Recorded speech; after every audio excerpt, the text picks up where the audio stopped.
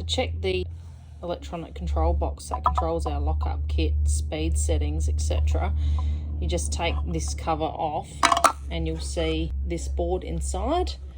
To check you've got power, to check you've got the correct numbers for lockup and unlock, we use this row of pins to give us some numbers on this display. So first of all, we take one of the black pins off the top row, we put it across what we call pins number 1, and that says 54. I don't know if you can read that correctly. 54 is our 80k lockup frequency.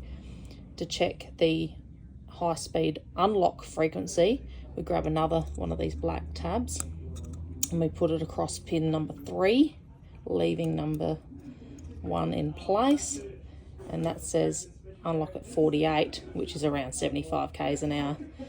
So we've got pins 1 and 3 connected. To check low speed lockup, we put the pins on 1 and 2, if I can do that correctly, and that's 24, which is correct. And last one's a bit tricky to get off, and we put that across 1, 2 and 3, and we've got 18, which is correct. That is how it should come for a 200 series. Hilux low speed, which is 1 and 2 and 1, 2 and 3, like I've just showed you, 24 and 18 doesn't change, but the high speed numbers do change. So in a Hilux or Prado, take these pins off, pin number 1 should read 48, and when you've got pin number 3 added, it should read 42. So Hiluxes and Prados lock up and unlock on high speed at a slightly lower speed.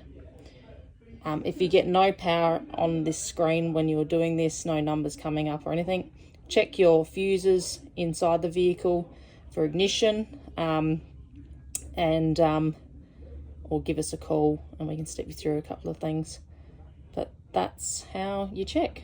It does time out after a while, like you've just seen, but you pull the pin off and put it back on, it comes back to life.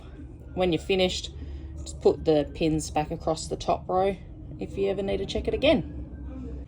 If you need to check your speed signal, if you think you're having issues with speed signal, it's a good idea to come and open this box up, and if you get someone to help you drive the vehicle, even very slowly, just, you know, under 20 k's an hour even, you can hold this reset button in when you're driving, and it will give you a number, a frequency number, and as you get faster the number grows, and as you decline in speed the number will decline as well, and that way you know you've got the speed signal correct in your vehicle.